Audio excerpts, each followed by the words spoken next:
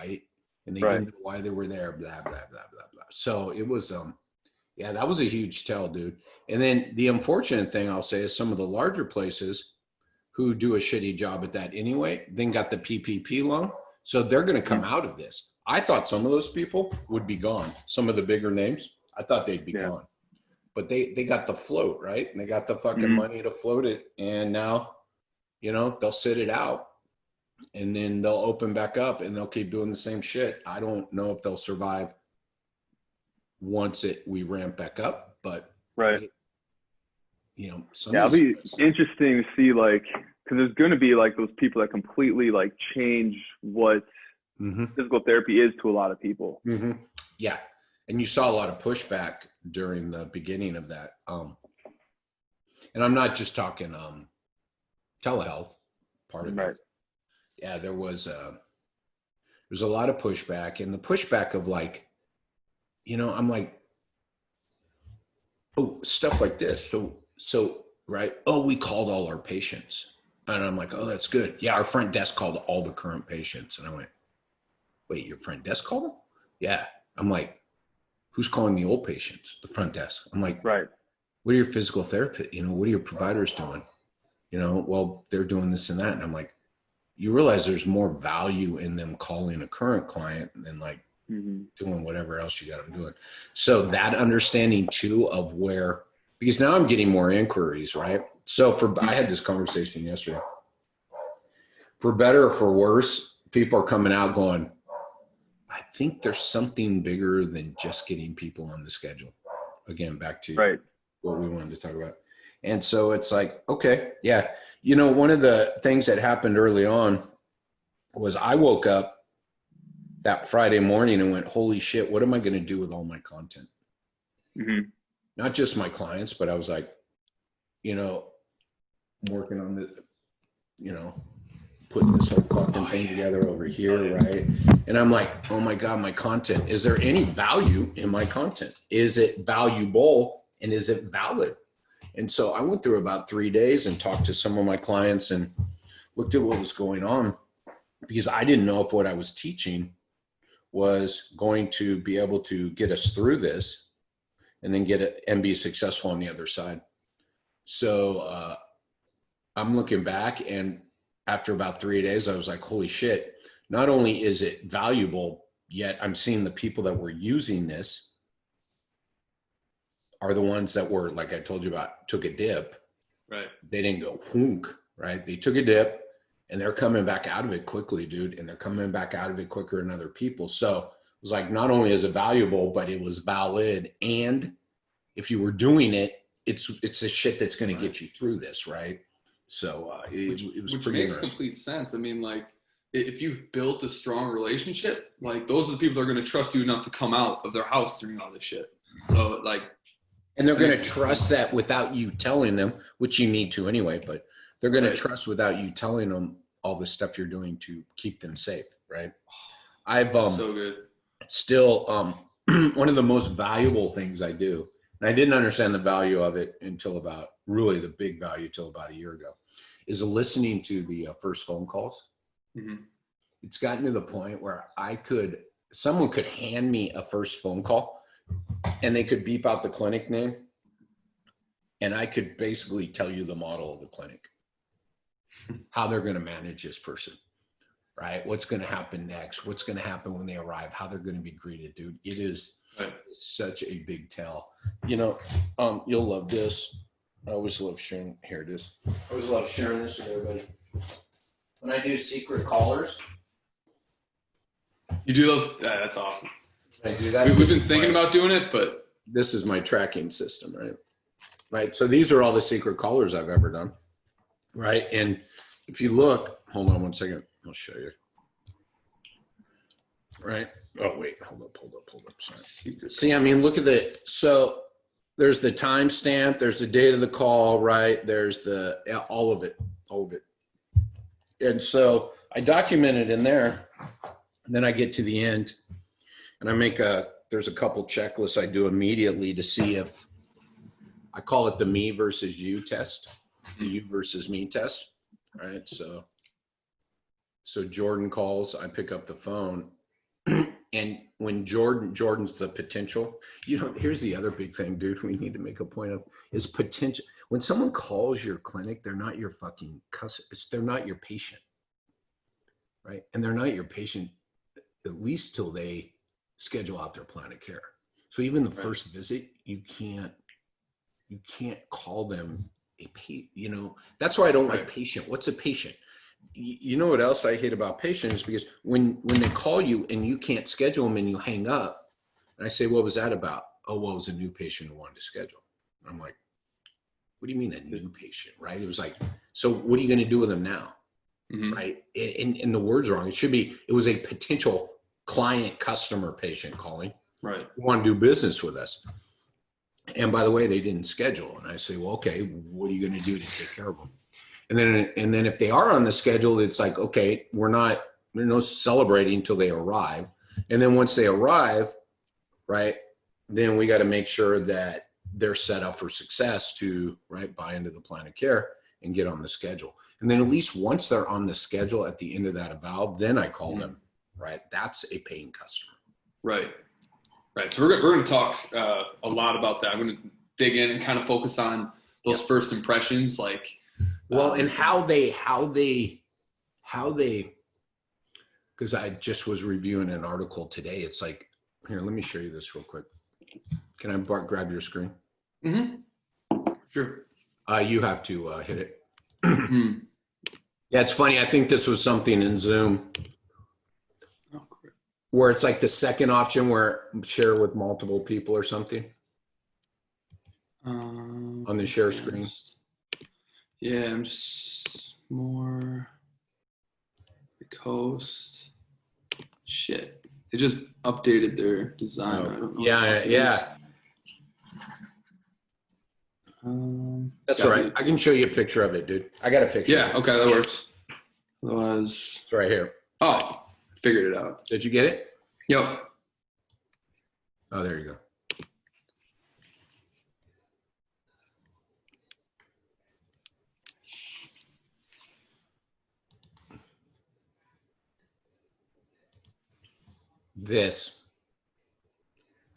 See this? It's not the sales cycle, but you see this thing? Yeah. So attract is the marketing, right? Selling is the front desk. Exciting and retention would then be basically, right, what goes on during the plan of care. And then referral, meaning ask for the referral. And then this arrow is going the wrong way. They got to fix that. And then that feeds back up into your selling and your marketing system. And then, that arrow's got to disappear too. And then the information you collect during that first contact, that first impression goes back into your marketing. So that's a really big part, right, of what my system and what I do is built around is not only is the first impression going to make them show up, but basically my premise, my, thesis, my theme is it's going to make everybody's job fucking easier the better your first impression is, right? And I like first impression.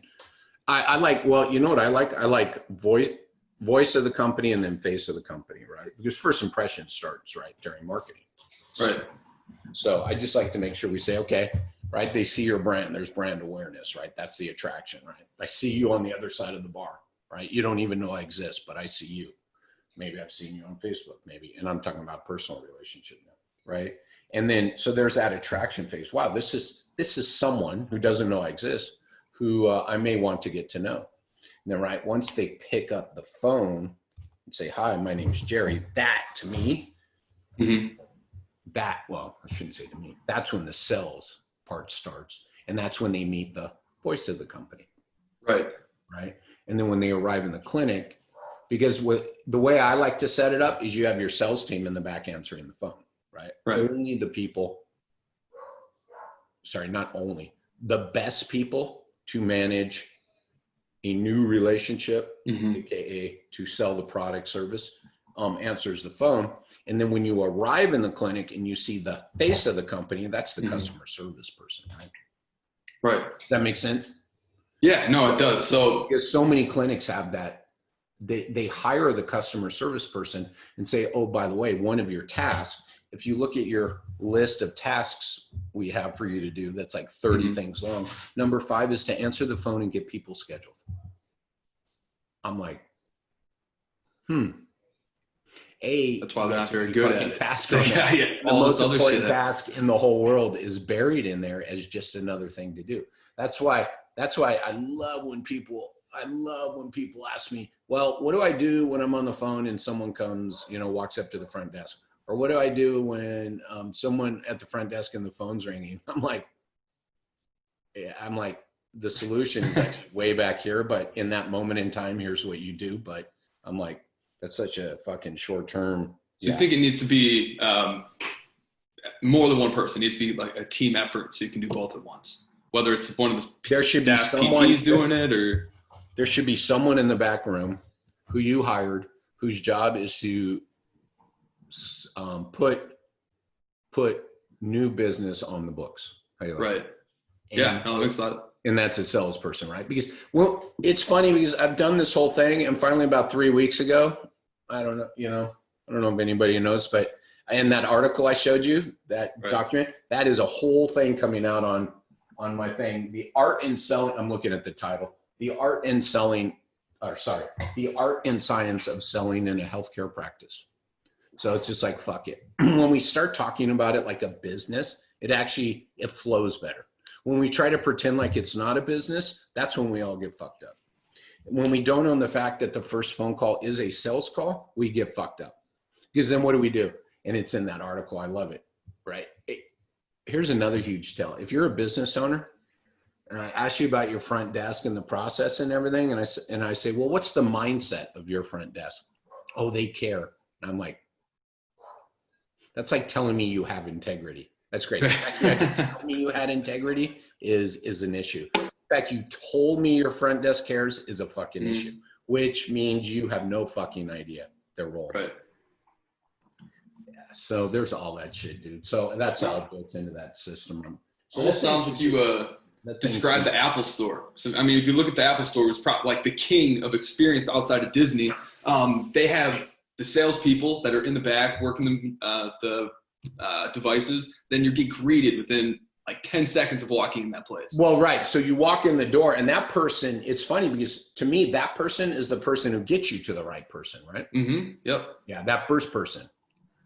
When you walk in, right? Because they ask you what you need and they make sure you get to the right place, which is interesting, right? Oh, it's back there. That's back there. Let me have someone come help you.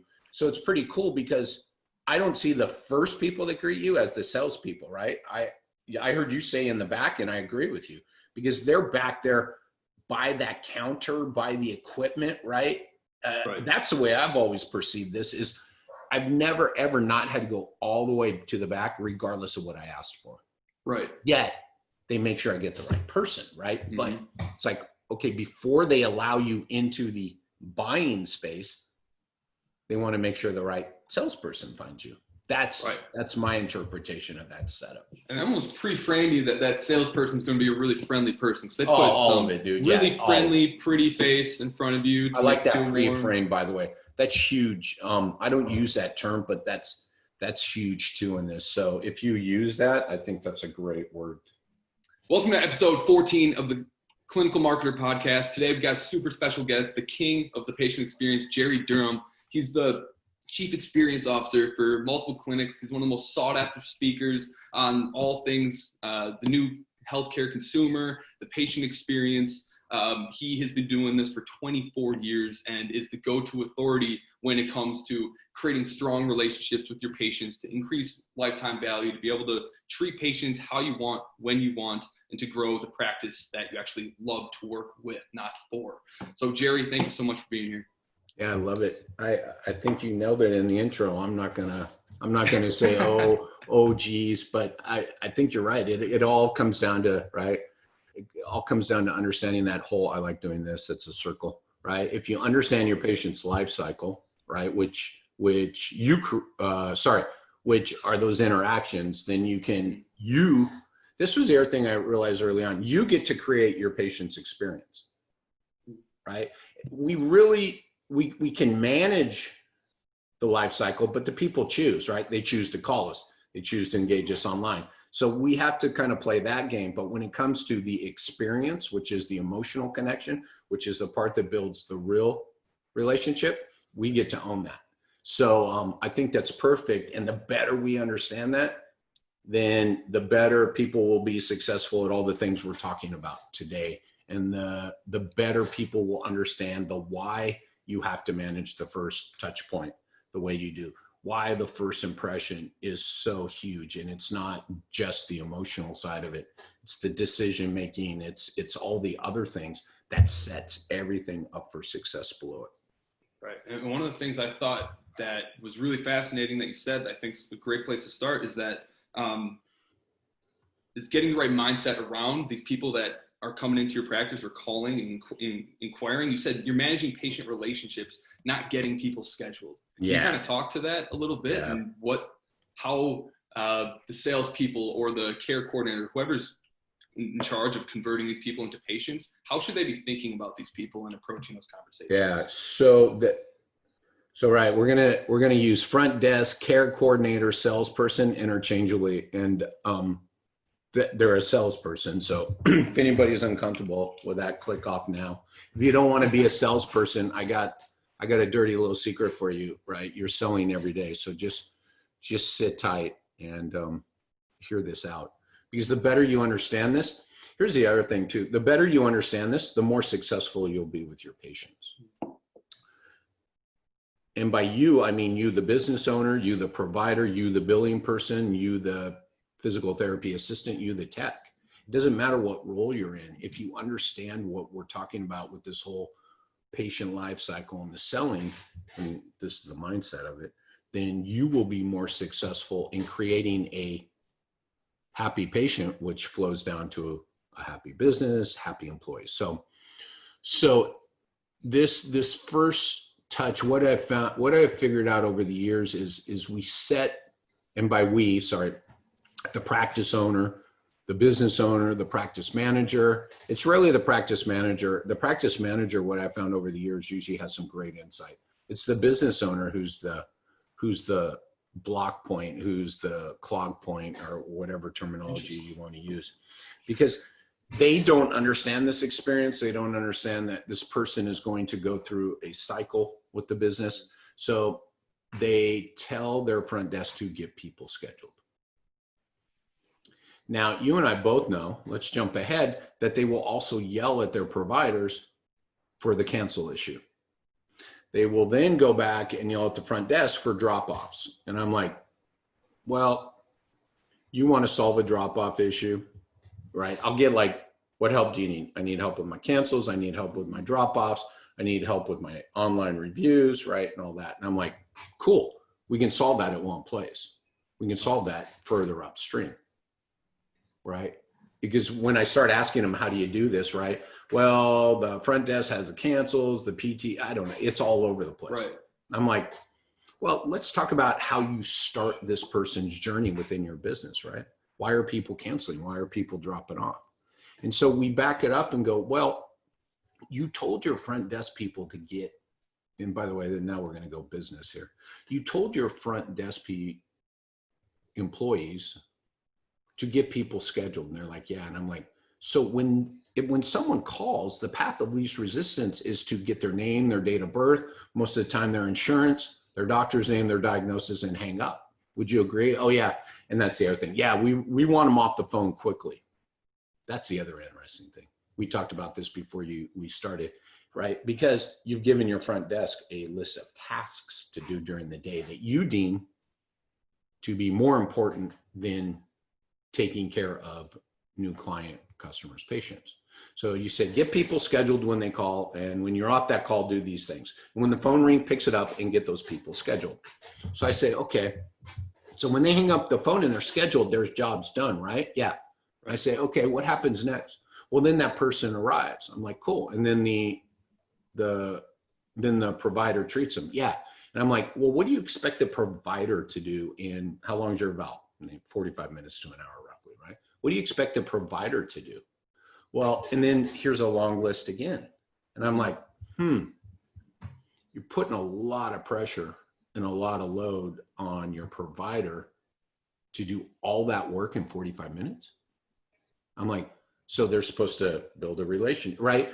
Every owner will tell you, oh yeah, my providers need to build relationships. And I'm like, so why do you put someone in front of them with absolutely no information, right? Other than a diagnosis and a name. And you expect them to do all this, including meet their objections, right? When I tell you, Jordan, I need to see you 2 days a week for 6 weeks and everything else. And they go, oh, And now you got 5 minutes left in your eval before you got to go see your next patient. They're going, oh, I don't know about that. Right. And I'm like, you put all that pressure. That PT did everything they went to school. That provider did everything they went to school to do. They took a great subjective exam. They did a great objective exam, but this person wasn't ready for this. They really didn't know what they were arriving for. Right. Because there was no relationship prior to this. Because why? Because you get people scheduled. So I back that up and I say, look, that person called you 8 days ago. There has been 8 days since the first phone call till they arrived. I'm like, there is time. There is the most valuable time on the face of the earth right there, because you should be building a relationship with that patient from the moment that person picks up the phone at the front desk until the moment they arrive and meet their provider. The relationship with the business and the provider should already be set up for success. And so if I tell you your job now, Jordan, instead of getting people scheduled, is these 3 things. This is key. So I say, so Jordan, here at ABC Physio, your role, now remember, this is a front desk person. And I will guarantee you there are probably this many people in the whole country that have ever been told this, because I'm not claiming nobody does it, but I'm going to say as close to nobody as possible. Has ever said, so Jordan, when you come on to ABC Physio, this is your primary role. Your role in this care coordinator role, whatever, is to, every time you pick up the phone and it's a potential new patient, your role is to start a relationship that will last throughout this person's life cycle with our company. Second thing your role is to do is to be a problem solver. And the third thing you will do when you're managing these new patient calls is you will set the provider up for success, which means the patient is set up for success. So all of a sudden you just went from, I need you to get people scheduled, to those 3 things. Now you want to talk about mindset. Already you're going to go, fuck, this is different. Wow. I tell people that's a good thing, because the people who don't want that work will self-select out. And the people who really relish that and want to play a role in something bigger, that's really important. I just told you your role is bigger than a front desk role. I just told you you're setting a patient up for success. I just told you your role is to help people get better. That is the difference between get scheduled, right? Give me some and be part of something. Fucking goosebumps right there. I just had like a big epiphany on that. Like in marketing, what we coach like everyone on is, if people aren't taking your offers, it's because you're making it way too easy to say no to them. They're not good offers. And if you're having big drop-offs and big no-shows, it's because you're selling appointments, which are easy to say no to. But if you have a relationship, it's really hard to say no to that because you feel bad. It's almost like the person that has that first contact, instead of, booking appointments, like you say, it's like their job is almost like the nice person in high school that's nice to the new kid that comes and greets them, makes them feel okay, then introduces them to their new future friends. Yeah, it makes life easier, right? And then those first 2 are always, that was the foundation of the relationship. And even after high school's way gone, everybody's going to remember all their friends, yet they're going to remember that first person, right? So one of my metrics of success, I'm jumping ahead a little bit here, but one of the metrics of success for the front desk role, this care coordinator, whatever we want to call them, is the NPS score, where we specifically ask, based on your interactions with the front desk, how likely are you, right? To refer a friend or family member, and to rate that on a 1 to 10 scale on the NPS. I say that I love the NPS, huge believer. I think we sell it a little short because we ask how, based on your experience. So I say, ask them that, ask them the overall experience. Tell them you're only going to ask them a 3-question survey, right? It's based on your experience with ABC physiotherapy, how likely are you to refer a friend or family member? And then right below that in the comment section, I asked for a word, a sentence, a phrase, a paragraph on why you gave us that score. And hopefully, right? And that stuff's the gold. I then go down based on your experience with the front desk at ABC Physiotherapy, how likely. And then I ask based on your experience with your provider, how likely. So I asked those 3 separate ones. And if they're all 10s, awesome.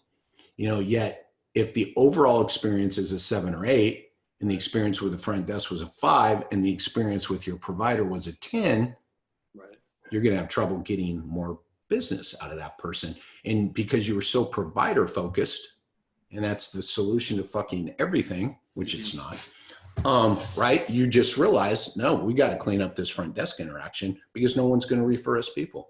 And by the way, this was true pre-COVID, and it's going to be more true post-COVID. Trust was always the most valuable asset, which people were overestimating the amount of trust they had because they weren't measuring it. Right.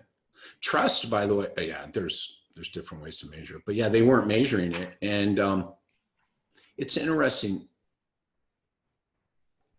The allegiance, the alliance that people believe they had with their current customers, they're going to learn about it when the business opens back up, right? And those people aren't calling, and those people aren't engaging them, and they're not returning their calls. So back to what we were saying, why should you not just be building trust from the first touch point? Not that we ever planned on a fucking virus to close down the world. Yet right. The people that we discussed this before, the people who were good at what we just talked about are going to come out of this. I'm already seeing it.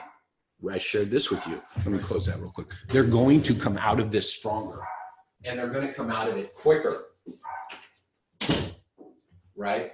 Because they have that trust. Yeah, because they had the relationships. And when they called people to schedule, so check this out. I'm going to say this the wrong way. Because everybody's saying, well, I called all my patients to schedule telehealth. And I'm like, well, if that's what you were doing, then you failed. Mm-hmm. You should have been calling your current clients to see how they were doing. And if you came from that mindset, dude, then you were going to be successful. I called I read this in more than one place, dude. I read it everywhere and I heard it. Well, I called all my past clients to get scheduled for telehealth. And I'm like, yikes. Mm-hmm.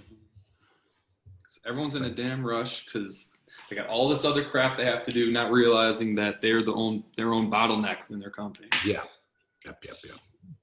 So that was the long answer to how that mindset of getting people scheduled, because that's what that led to.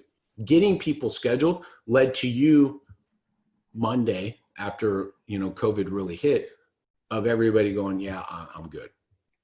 I'm good.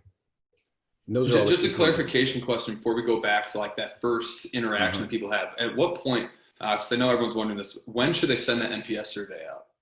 Oh, yeah. You know what? I always used to believe is at the end. I'll tell you early on, I don't know who told me this. I just know that someone else told it to me. I like it somewhere around, so there's a valve and there's first visit. So visit 3 would actually be visit 2. I say somewhere around after that's, after the valve's done and they've come back, then you send it out. And I'll tell you why. Because when someone gives you a 8 or below, you got an opportunity for a save. Mm. If you wait till the end and ask them and they still give you a fucking 5, right? You're pretty much done. Right. So what I used to do, my old business, we sent it out after the 3rd visit and the last visit, and we took the highest score. Nice. So it was cool. If someone gave us a low score at the beginning, I followed up with everybody below a 9. I followed up with all of them. Mm-hmm. And would find out why if they didn't write it, or even if they did write, I'd say I'm calling to follow up. And then some of those people, not all of them, some of them would continue on, and then we get that higher score. And I'd go, that's all that mattered was the endpoint, right? Mm-hmm. So if you get a 5 at the end, all that matters is the 5 at the end. If you get a 5 at the beginning, that becomes a 10. All that matters is the 10. Right. It gives you a chance to save that person from dropping off their plan of care, because isn't like the industry average, like they drop off after like the 4th or 5th visit? Yeah, it's pretty quick, dude. And I could do I could do a whole month on drop-offs. I think the drop-off, so it's perfect with all the Star Wars stuff. Drop-off is the dark side. A completed plan of care is, right, the good side, all the resistance and everybody. So it's easier to measure drop-offs, unfortunately. It's a little harder to define a completed plan of care. So I'm like, at the very least, you got to be tracking drop-offs, because that is your drop-off is the single biggest tell of your current patient experience, right? I've run into companies, Jordan, that have 30-40% drop-off, right? And we call it churn. You call it churn. I call it churn in the real world. And churn is a great word, but healthcare doesn't like to talk about business. So I just turn it right back to them and go, no, those are people. Those are people. You know what really gets lost, Jordan, because you see this more than anybody else, is people don't understand the cost to get that person, right? They don't understand their marketing spend. They don't understand the time, right? The employee, the arrival. And then I try to sell it as, look, when you get someone who shows up for the eval, shows up for the second visit, and then they're gone, I'm like, that means there was someone who couldn't get on the schedule who would have completed a plan of care. So I like to say, not only did you lose that person and that revenue, but it's actually times 2, because there was someone else that couldn't get in that slot. Absolutely. That probably would have bought that plan of care if you just asked the right questions. Right. So I think that's the perfect segue. So I think it's a 2 times loss on that. So actually your drops offs, cost you 2 times plus then all the acquisition costs, right? Oh gosh, that's huge. I never considered that either. So let's talk about how to kind of eliminate that, because we only got a few more minutes here, and I don't want to take up too much of your time. So during that first call, the job is to establish that relationship. So what types of questions, what types of information should you collect to be able to set up the providers for success? Cool. So let me back up one step, and it's in the research. What do patients want? And I'm going to tell you, don't worry. It's in the research, and I've actually put together a flow sheet to show people how you manage this through the patient's life cycle. Patients want an expert. It's 3 parts, but it's going to be 1 sentence.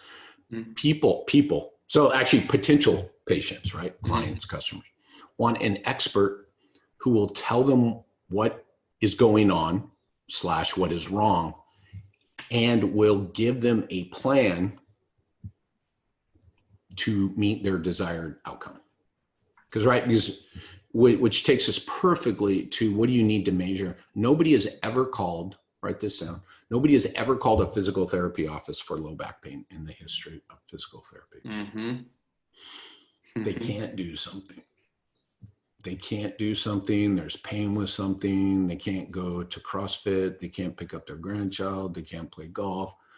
They have pain for 2 hours when they first get out of bed, right? All those are the reasons they're calling the physical therapy office, the desired result, right? The outcome. So the number 1 thing your front desk needs to get on that first phone call is their desired outcome, right?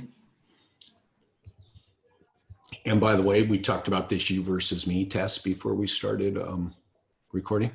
Nope. All of a sudden, this immediately becomes about you, Jordan, and not your diagnosis. When I do those secret callers, less than 5% of the clinics I've ever called have asked me why am I calling?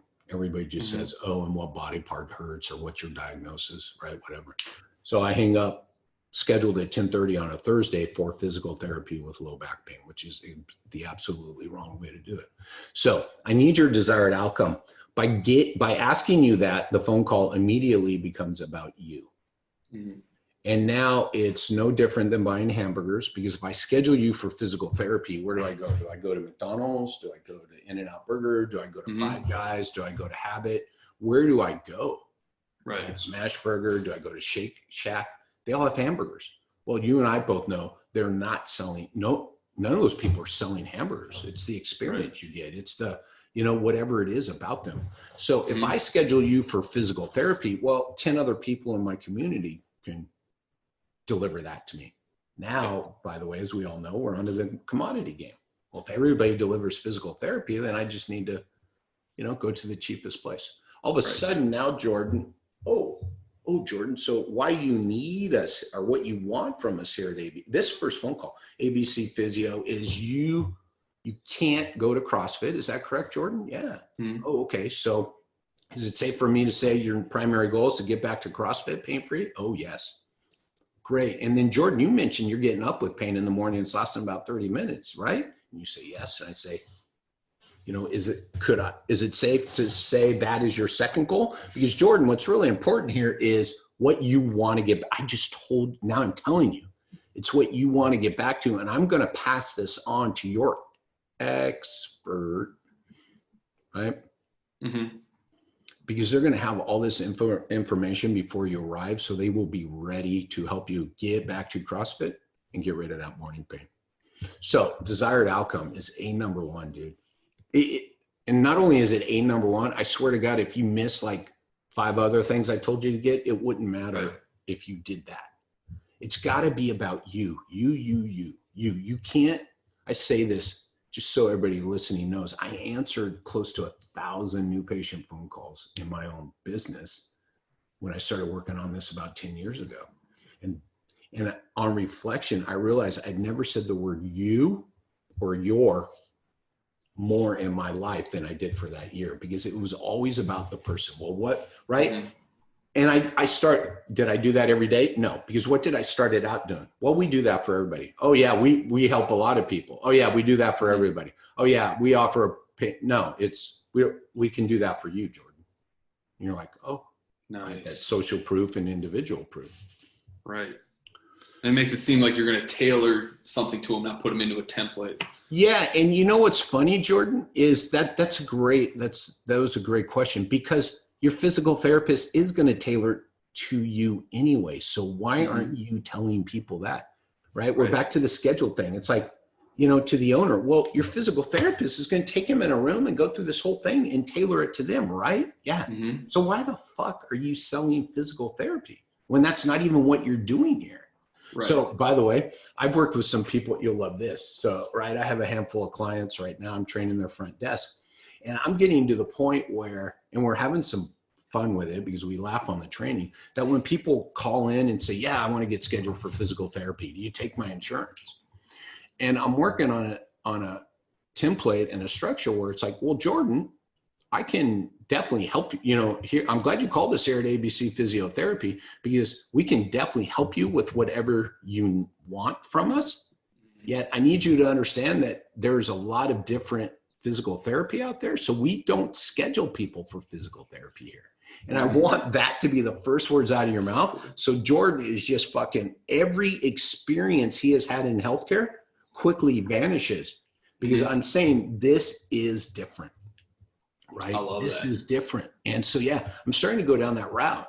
And so if you acknowledge it, there's nothing wrong with it. Right. And that's another key people can write down here. I said the number one thing is to get a desired outcome.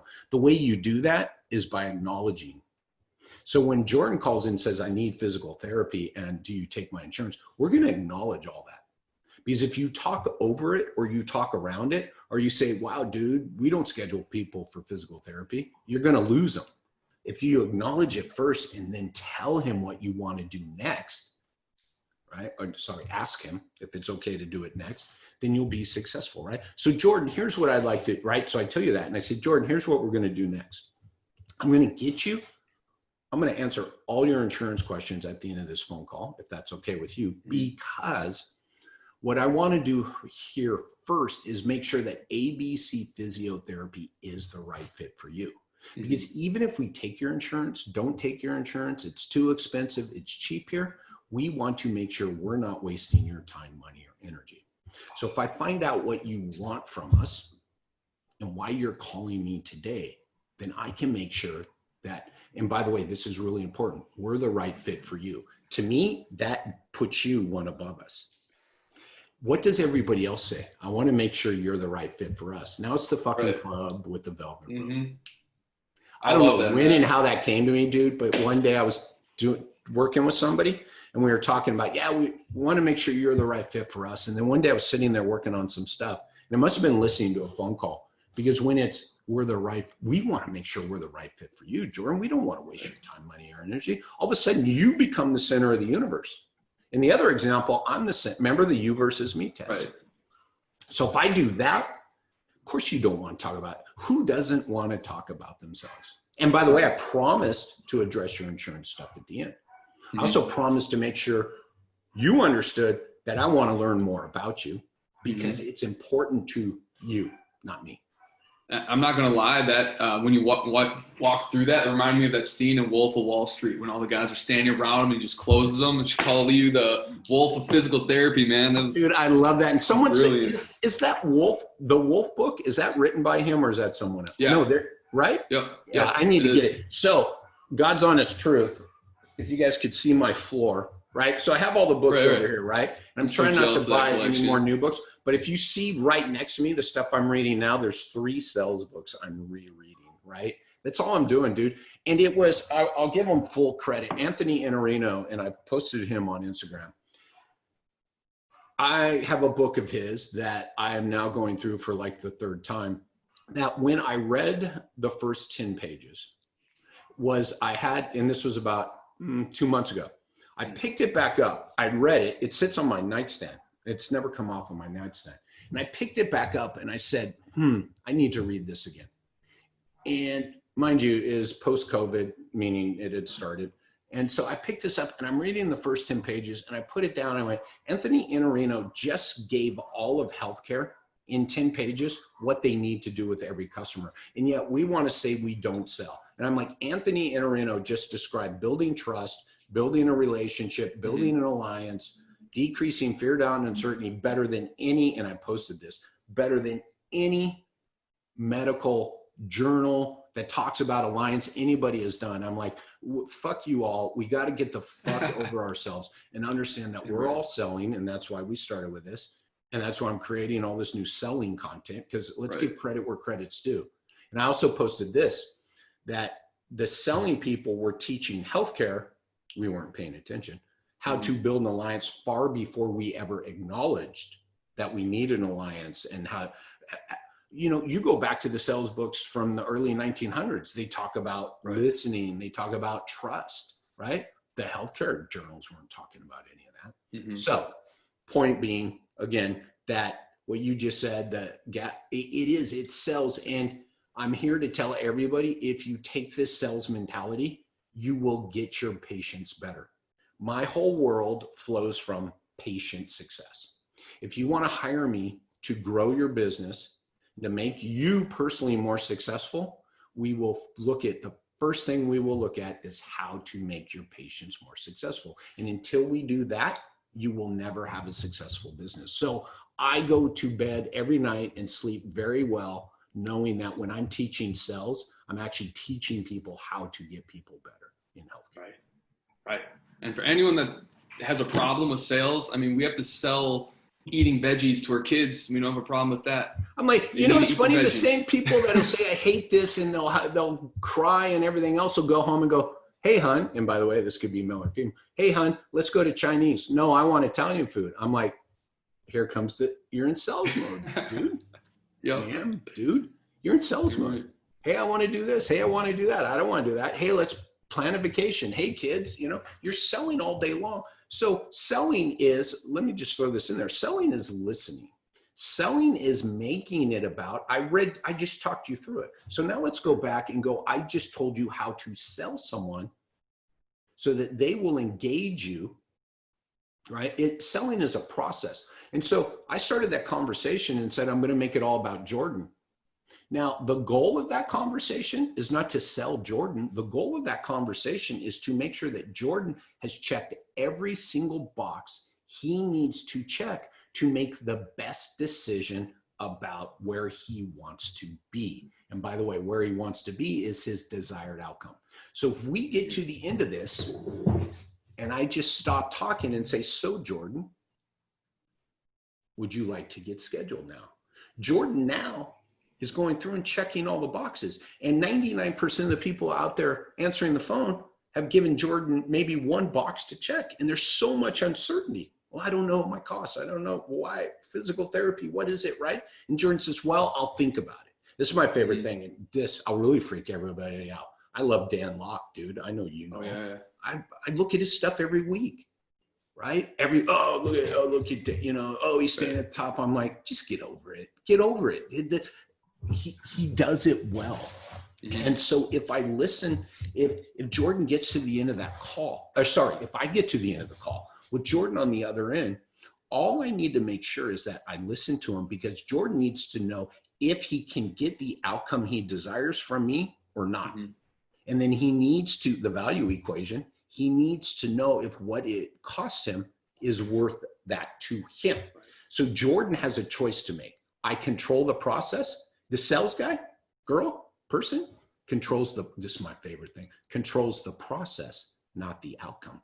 We're all right. Get people scheduled. You're telling people the outcome. No, own the process.